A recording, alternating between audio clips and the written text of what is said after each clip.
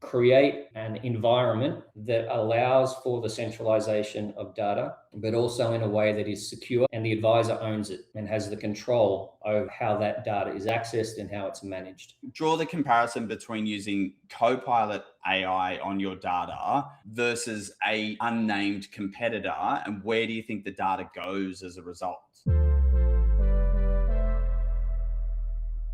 Good afternoon. Welcome to episode 102 of UncommonCents. Dean Holmes here with special guest star today, Steven Hadley from Fin365. Welcome, Steven. Great to have you here today. We're talking about data in financial planning firms and your role within that.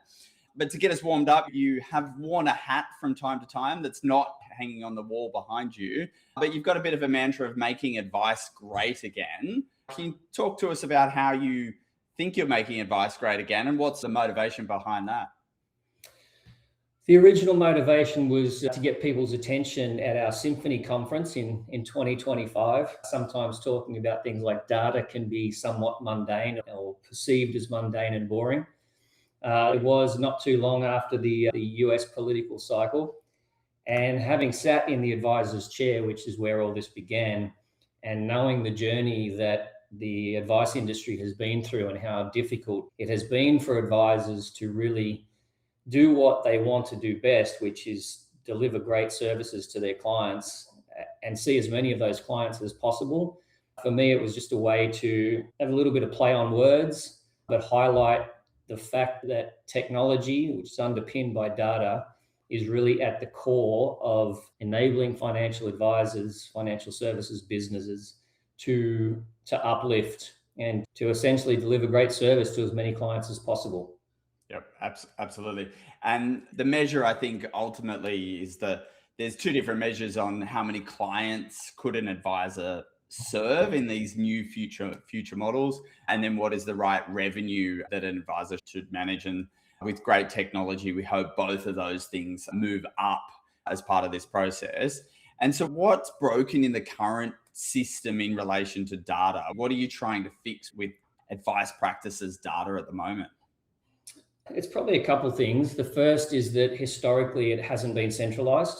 And in order to ultimately automate your business, whether that's automation of business reporting, whether that's automation of communication with clients, whether that's automation of producing documents, all of the data that has to feed that automation needs to be centralized. It needs to be in one place.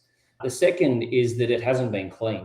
Our industry requires a lot of data. I saw actually a LinkedIn post today. Someone was comparing the advice industry to Blockbuster and saying how it needed to turn into Netflix. Yep. I've seen that in the early stages when I first joined the industry in 2008, people were saying that we needed to deliver the Airbnb version of financial advice or the Uber version of financial advice.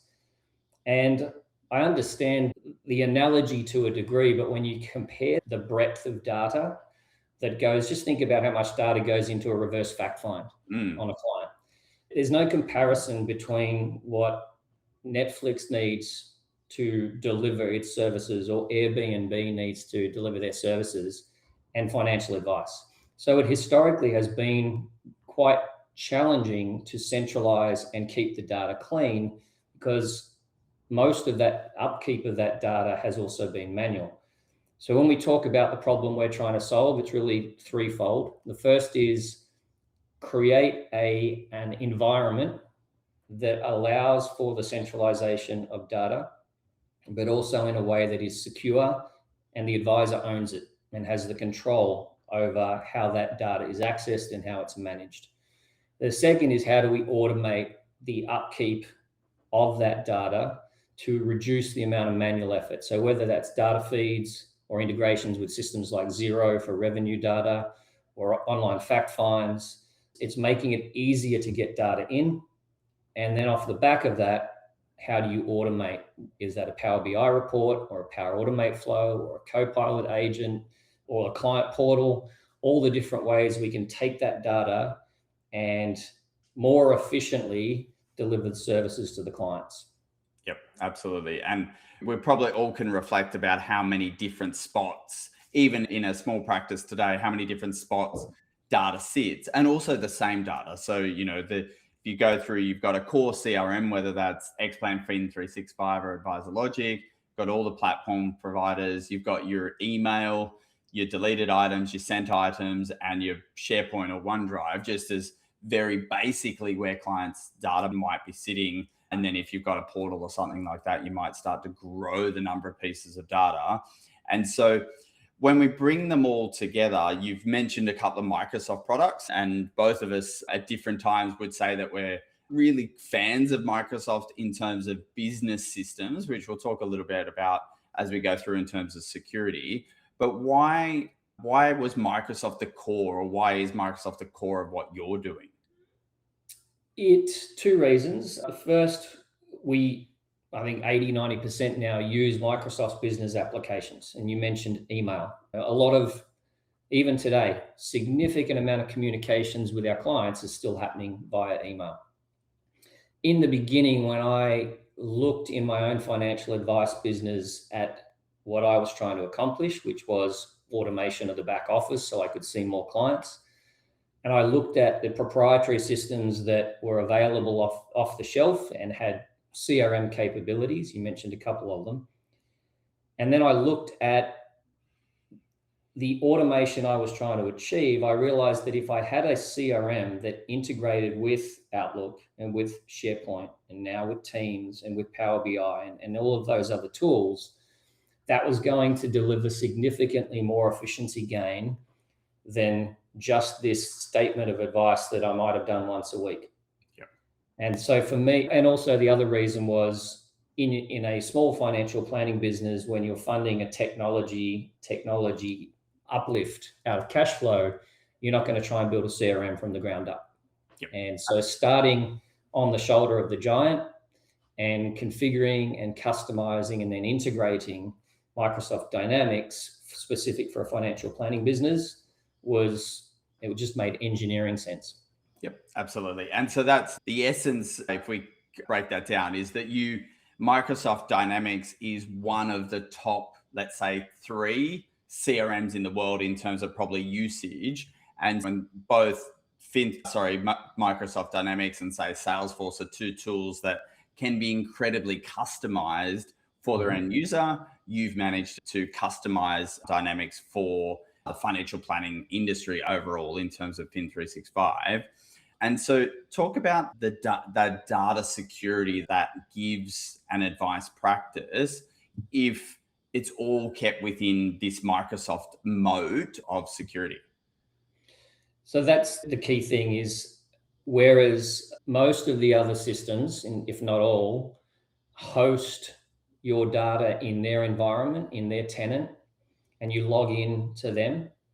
In the way we decided we would build Fin 365 is we install and deploy into each customer's existing Microsoft 365 environment. So when it comes to the security of the data, it's the same security that governs access to everything else in your business with regard to email or files, etc. And so your IT, your cybersecurity team, your IT team that's setting up device management policies, conditional access policies, multi-factor authentication, all of those sorts of things are used to govern the access to the CRM itself. And it's that, but it's also the data ownership, because the ability to, an anecdotal story, we've had many times where customers have moved over to us and have had difficulty getting their data out of the legacy system.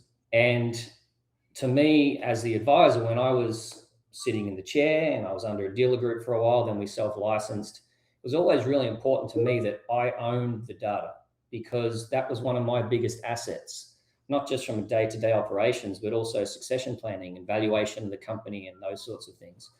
So data ownership provides benefits from a security perspective, but also has many other business benefits as well. Yeah, absolutely.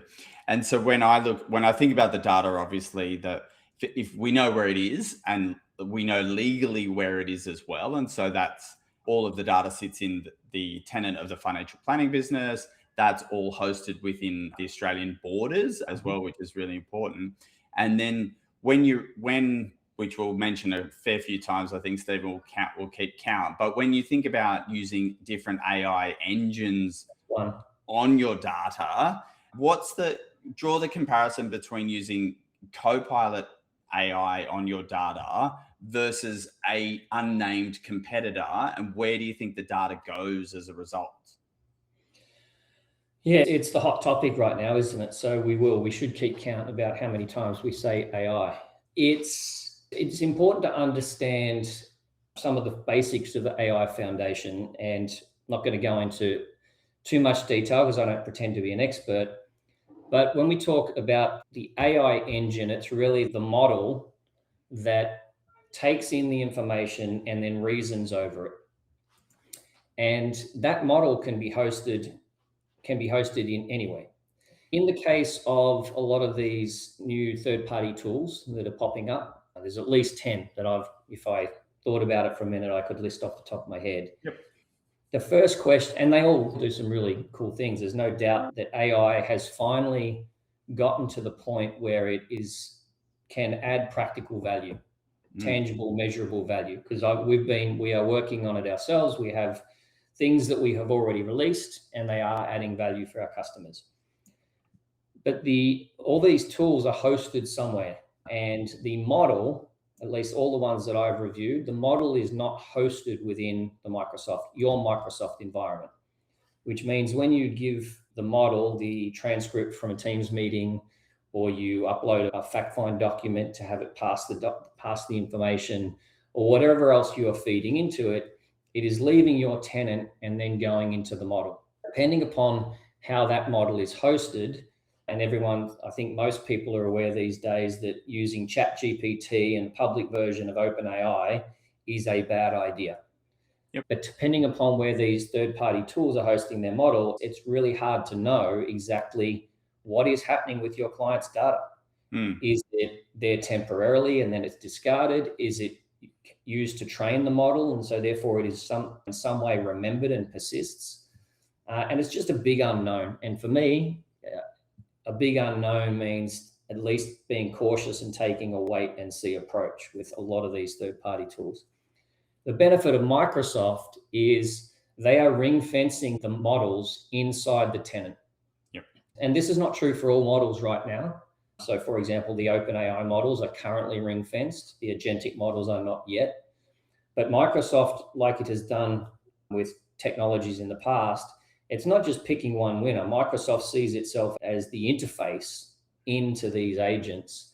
And so it's adding OpenAI, agentic. It's going to keep adding different models and making them available through Copilot Studio. We're already seeing it. So that's the big difference. Your client data using Microsoft AI tools does not leave the tenant. With the third-party tools, it always leaves the tenant. And therefore, if you don't know exactly what's happening with that data, it's risky. Yep, absolutely. And we don't fully appreciate or understand the future risks because some of those future risks are AI-related risks as well in terms of what might happen and compounding with that data overall. Staying with AI themed, what are the interesting things you're solving with AI now within the Microsoft? So perhaps we need Fin 365, or perhaps we don't need Fin 365, but just this Microsoft environment. What's some of the interesting business cases you're solving for advisors? Yeah, it's starting to get really interesting. So last year, if you had have asked me this question, I would have said I still viewed AI as a bit of a novelty. Mm-hmm. Everyone was doing the file note engine. That was a slightly nicer version of Teams Recap, structured into a document that perhaps made more sense for a financial planning firm in terms of compliance, etc. And we launched a prototype of that in our Symphony conference last year, and that's now available for our customers. And that does nothing more. Doesn't necessarily need to be Fin 365. It's grabbing the Teams transcript, running it through a flow, putting it into a structured Word document, and if you want uploading to SharePoint, in our case, we put it into the CRM. That's been very valuable because if you add the amount of time advisors spend on file notes and the number of meetings per week, you can quickly realize the ROI, the return on investment you get from a tool like that. Yep.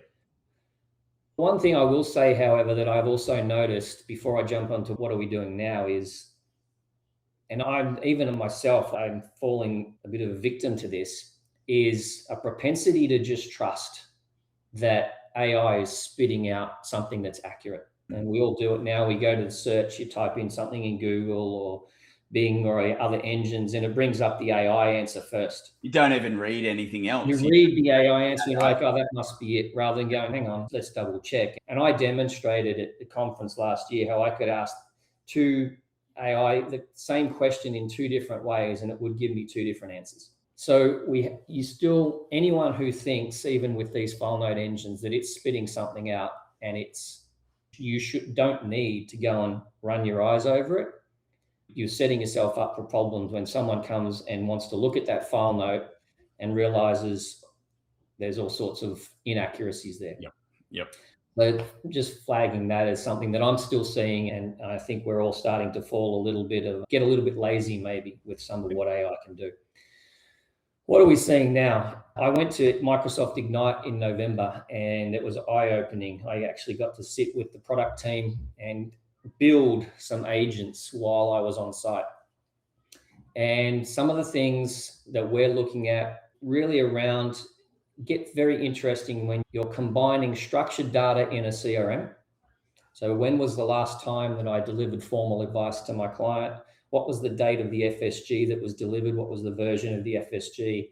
Do I have an annual engagement currently active with this client? What fees am I charging them? What fees did I actually receive over the last 12 months, et cetera, et cetera. All that structured data. Yep.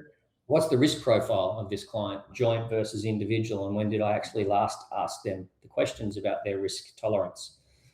Mix that with files that sit in, say, SharePoint, statement of advice, ROA, authority to proceed, AML documentation, client IDs, and I can build some really interesting agents that say, will go and give me a compliance assessment of a client and look for any inconsistencies. The last formal advice in the CRM was 2025, but the date on the SOA in SharePoint says 2023.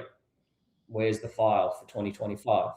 Things like that. And it's those sorts of examples. It's just almost the precision of the data, because again, we store so much that now I can get really precise around the cleanliness of the information that I'm storing about my clients. And you just ask it a question. Please prepare me a compliance audit for Desmond and Molly Jones, and bang, there it is. The other one that sort of plays into this, but from a compliance perspective, but on the investment side, is really interesting. I've got all the portfolio information, accounts and portfolio investment holdings, asset allocations sitting in the CRM. And now we're starting to see companies like Zenith, for example, building connectors that Copilot can hook into and grab research data. Okay. Yep. And we're going to start we'll be showing some of this off at the Symphony conference in March, where I can now say, look, produce me a portfolio report, but highlight any areas of concern. And it'll go and look and it'll say, okay, the risk profile of the client is growth. And you've said that's an 80-20 mix. And you've got this account hooked into this model portfolio, and you've got a 5% tolerance either side of the investment holdings. You've got 3 holdings here that aren't even in the model, and these other 2 are out of balance. And by the way, it's a moderate mix overall, and you've said the client's growth. So the combination, again, of structured data in the CRM, and in this case, hooking into, say, Zenith Research, it's starting to do things that manually trying to pull all that together historically would have taken a lot of time. Absolutely. And are we doing this? Yeah. Are we doing this across my whole client base every night? So when I get to work in the morning, I know the 3 things that I need to deal with. Is it getting to that point where we can run a type of workflow to check things every, let's say, week, not to be too dramatic, but check all this stuff every week and let me know the exceptions? Yes, with one caveat. One of the differences between the way AI is being monetized and licensed versus SaaS products where it's per user per month. And this boils down to the fact that AI is very energy heavy. We all hear how we've got to build more nuclear power plants to power these server farms and these AI, this hardware. Is what's it going to cost? And because most of the way it's being monetized is using credits. Essentially, every instruction that runs in the agent becomes a credit. And I was in a meeting yesterday with somebody who put it really well. It's non-deterministic. So you don't know exactly how much thinking the agent's going to do when you ask it a question. You might ask it this one question and it might get to the answer really quickly. You ask it the same question in half an hour and it takes longer to get to the answer. And because of that uncertainty in cost and the fact that the way Microsoft and others are pricing these things, there's going to be a bit of trial and error to figure out how often should I run this agent so I don't start racking up very expensive software bills. Yeah. And so this is a world that the user isn't yet exposed to. And so I explained this like when Uber first started to arrive, is that the price of catching the Uber was somewhat being subsidized by all the startup capital that was coming in. The rider and the driver and the passenger were paying for something, but we didn't have the balance right. And so I'm paying $500 a year for Copilot at the moment. But if I'm a heavy user, I'm still paying $500 on the individual license. If I don't use it at all, like my business partner, he's still paying $500 and it's not being used. When you move into this building the agents within Copilot Studio, you're actually starting to pay for the processing power on every single time you click the button. And that will start to hesitate people clicking the button as a result, especially if it can give you a quote on how much it's going to cost. Yeah, and that's the challenge. If you knew every time, but because it's variable, until we've actually spent 12 months running it under real circumstances and done a bit of a cost analysis and averaged out, okay, if I run my portfolio report once a week to find every client who's out of whack and needs to be rebalanced, on average, it's costing me $100 a month or $500 a month, then I can make a determination, is that a positive ROI? Yep. Is that good use of money? And it's just really tricky. And you're right, they are cross-subsidizing. Everyone, all of these big tech, they all want you to turn on the agents. Satya Nadella said, we want to democratize Copilot. Every user should have Copilot. That's because they will sell lots of licenses. Yeah, absolutely. We definitely get that business model.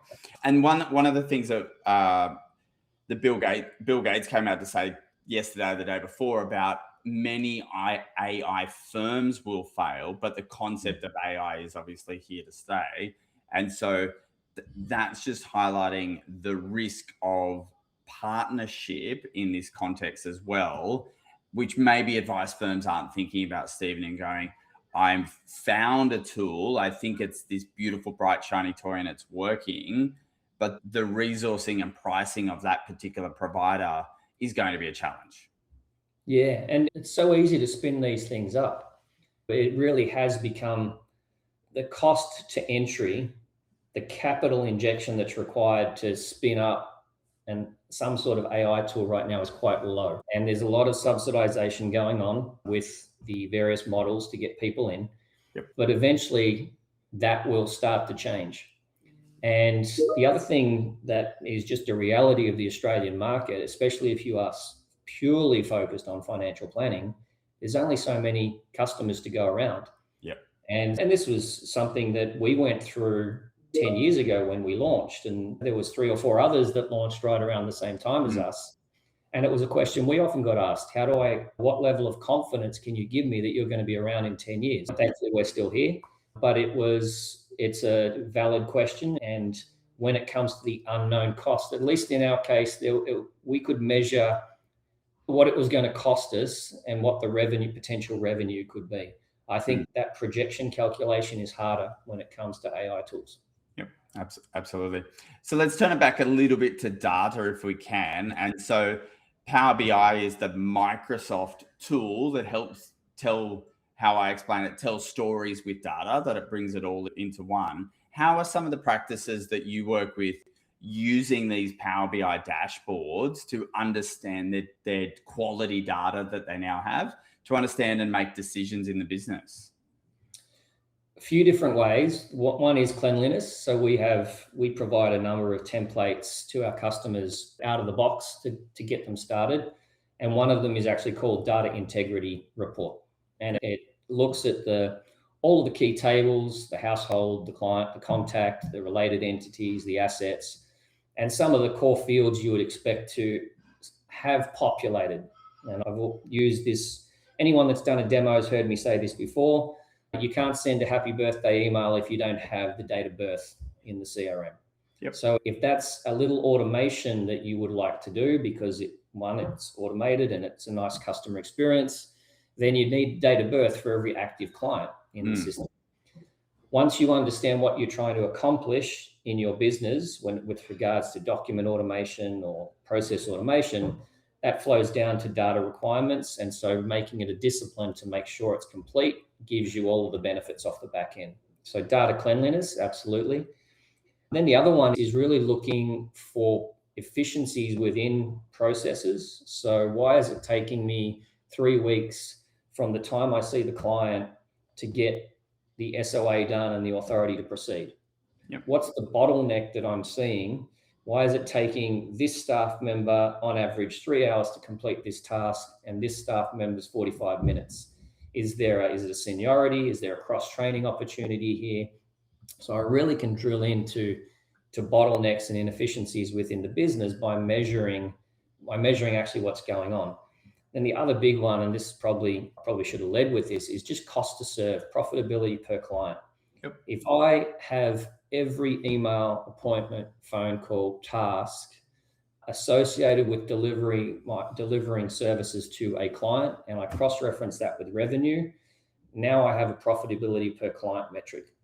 And when we sold our business, my financial planning business, we sold it a few years ago now, that data was so rich and so helpful to the buyer that when I said earlier on, data is one of your core assets, it actually is, because that's what you would hand over to the junior advisor that's part of your succession plan, to the firm that's going to acquire you.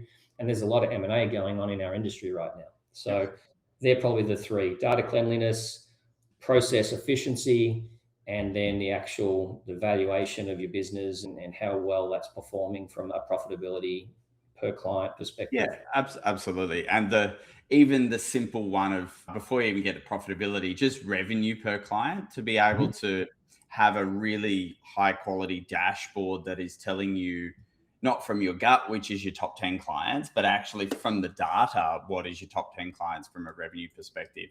And some of the other tools don't have these dashboards by default, which if you can't see it from a dashboard perspective, it's really hard from my perspective to see what's missing in your data.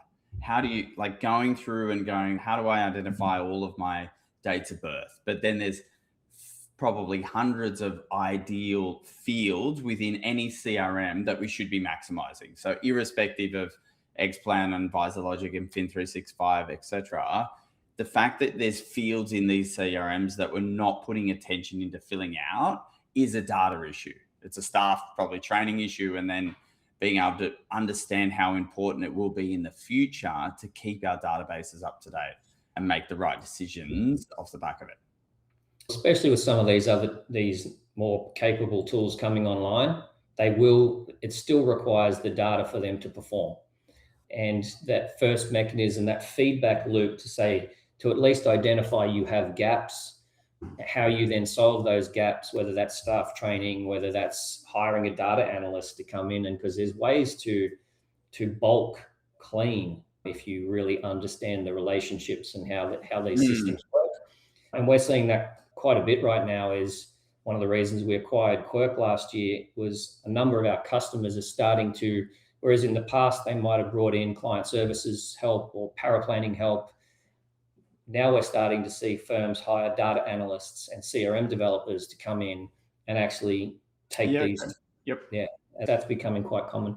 And it's better to solve it from if you can solve it from a data perspective and understand how the database works, it's hopefully solving more clients per minute of work at the end of the day, because we can update the database.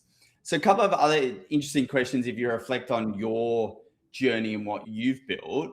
What do you think, this is a good question for you, what do you think that you do in Fin365 better than anyone else in the market? This is live, isn't it? Yeah, absolutely. You can. Yeah. No time to think. First thing that comes to your head. Just reminding myself. We did things differently. It's horses for courses. I'm not going to pretend or try and claim that we are better for everyone, because there are firms that come in and maybe you should consider looking at these two based on your business needs and where you're at in your journey. Fin365 might be too big for certain firms. You want return on investment when you invest in any technology. So rather than saying better, I'll say different. And I don't mean to steal NetWealth's tagline, but it really was the decision around leveraging Microsoft as the foundation. No one else has done it. Deploying that into the customer's tenant, it would have been much easier from an engineering perspective for us just to host Dynamics and say, you have to log into our environment and we'll just host it for you. But we made that decision because data ownership to me was a critical value proposition that we could deliver to our customers. And it also means that all of the integrations with all those other tools come for free because Microsoft built them. Yep. So it's those two things, I think, the foundation of how we did things differently. The second piece then becomes the integration. So in the early stages when I would do all of the demos and we were just getting started, the common question I got was, when will you replace system X? The idea or the desire to have a single silver bullet that was going to do it all for me. And that was never our philosophy. To this day, we do not have a modeling tool. We don't have a research tool. We integrate the philosophy because of, I suppose, my experience in the US in the tech industry was it's always an ecosystem. You have to play within an ecosystem, and you can't think that you're going to have the best of every tool. And so for us, right from the beginning, it was looking for partners like a RetireMap or an If or a Voyant to modeling, or hooking into a Dash who has Product Rex and Raw, Product Rex and Omnium, so that you bring together this collection of tools that then people use the best of breed, right? What makes sense for my business, and I will use. I do really complex Australian. I think RetireMap, that's the one I would choose. Not me. I'm just saying if that's what you want to do, you can do that and plug it in. Yeah. So Microsoft plus ecosystem is really at the time, 10 years ago, that was a completely different approach to everyone else who was trying to build a ground up proprietary all-in-one system. Yep. Understood. And so in 5 years' time, less about you, but the industry, where do you think we will be in an industry in 5 years' time? Have we been replaced? Are we bigger and stronger as a result of technology overall? What do you see in the future? Yeah, we have advisors, and I was one once.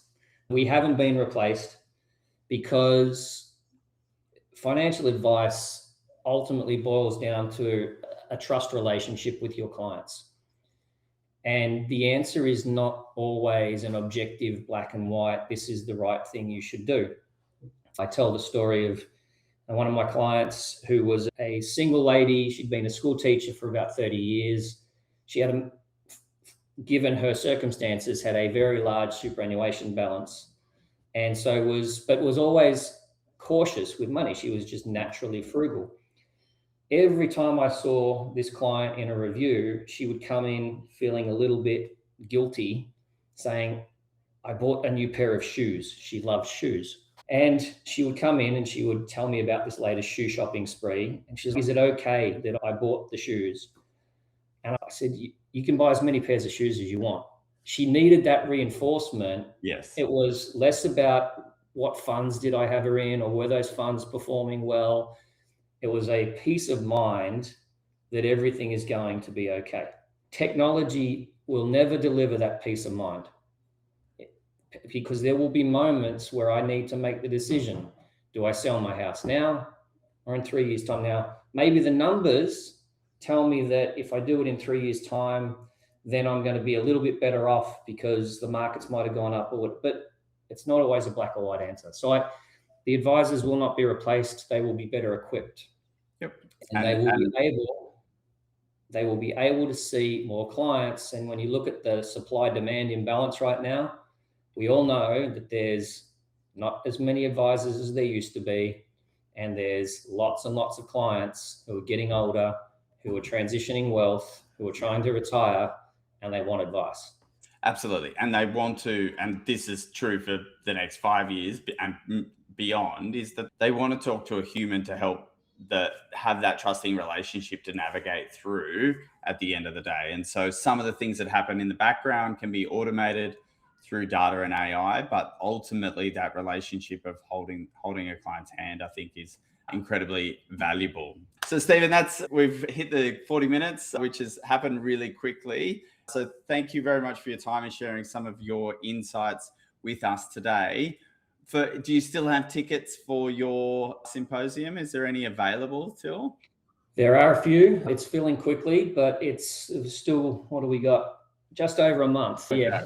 I'll put the link in the notes below UncommonCents, but that gets you in front of obviously Fin 365, but also I think for people that are not in that world, but still in the Microsoft world, actually hearing how Copilot is being built and used from the Microsoft perspective. I know when I was there last year, Steven, I got a lot of value out of just understanding how Microsoft thinks about AI and how we can then trust that. So I'll put the details of that in the notes below. And thanks very much for your time. Thanks, Dean. Appreciate it as always. Cheers, mate.